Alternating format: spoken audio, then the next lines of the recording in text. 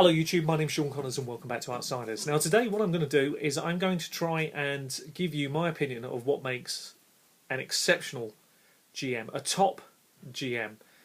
What are the 4 factors that make the very best GMs? Now if you can honestly answer these questions with yes, I can do these, you're probably in that mould.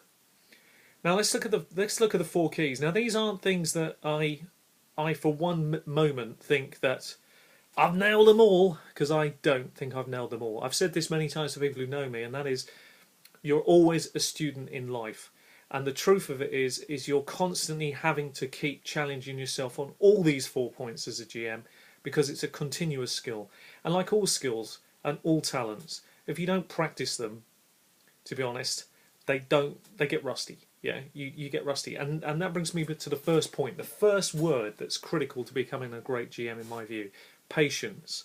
You have to have patience in spades. You've got to understand the word patience in terms of how it applies to role-playing games and being a GM. This game is not a This game isn't a sprint. It's a complete marathon. It's a game based on time. The more time you put in, the more time round the table, as Dark Age of says, just game. The more you do, the greater your skill base, your talents become. And the better reputation that you have as a GM. So patience is absolutely critical. Of course, there are going to be exceptions.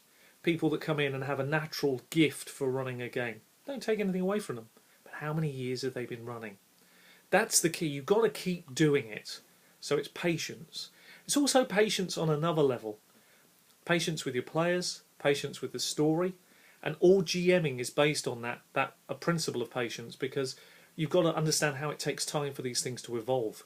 Now, somebody once asked me recently, and this is very relevant here within this video, about why do I consider GM-less games soulless?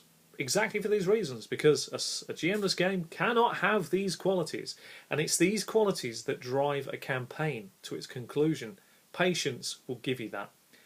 The next part, oh, and I must also add as well, I would say, in all honesty, if you don't have the quality of patience as a GM, I don't actually think you should GM, because I don't think if you've got patience, I think it's not going to work for you. It can't work because it's over the long haul. GMing is over the long haul, yeah, to run successful games for people over many years. Of course it is. It's got to be.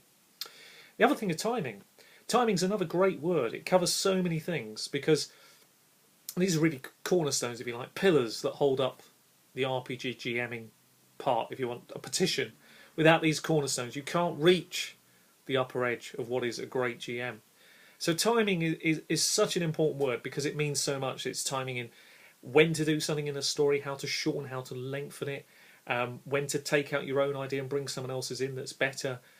It's everything you can imagine and more so. And I think timing is one of the most important things any GM can develop in his arsenal. This isn't just about pacing, this isn't just about buying time, it isn't just about adding bits in. It's everything to do with the game on the night and how to get the best out of it. Because there is, as people have asked, you know, what is this timing? Well, timing is literally, imagine the wave bar of a musical note. Yeah, imagine that sort of shape.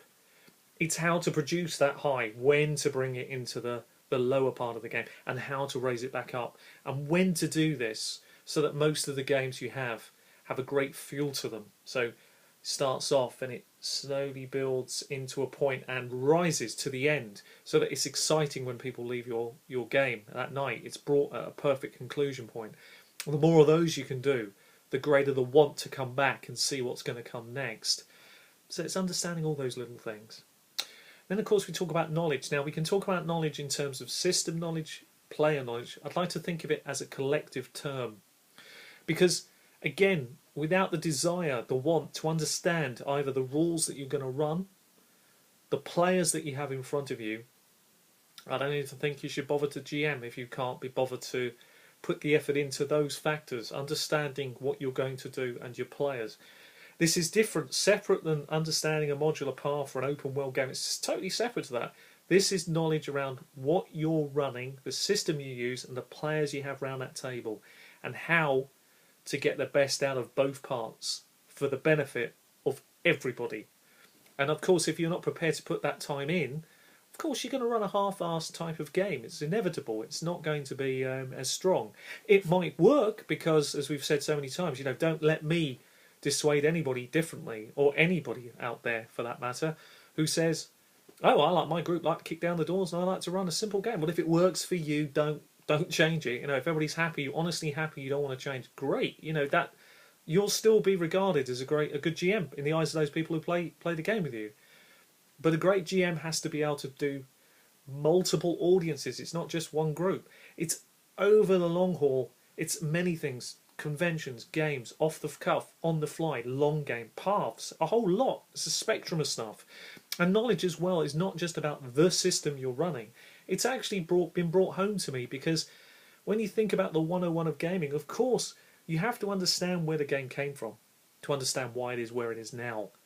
That requires knowledge. That requires an insight to want to learn these things, because it is important to understand the mindset of the players now than the mindset of the players that came before, and why there's this constant butting of heads over rules light, rules heavy, various other things. It's inevitable. It's part of the learning curve that is the game. And that finally brings me on to the final and most important and critical point of all, and the one that I've been banging on around in the wrong way actually for quite a while. I use the word selfless, but actually it could be summed up probably better than that. Willing to make any and all sacrifices.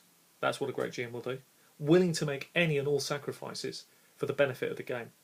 It's really like the whole 4 factors we've talked about here is a bit like looking at what a grandmaster in chess would do.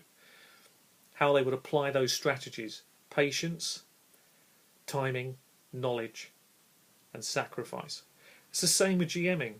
Very much the same, because sacrifice is the ability, it's not killing off players, it's the ability to say, that's a better idea than mine, I'm taking it, at the sacrifice of your own game. That's a really good interpretation of that rule. I'm taking it, at the sacrifice of the rule system. No, that's wrong, I'm not going to do that, I'm going to run this. That may annoy some people. Sacrifice. All the time you're going to make some pretty strong decisions as a GM, and more often than not it's at your own expense, because that's what a great GM will do. I've been giving this subject a lot of thought over the last few days, and those are the things that I've come up with that I believe, in essence, for me,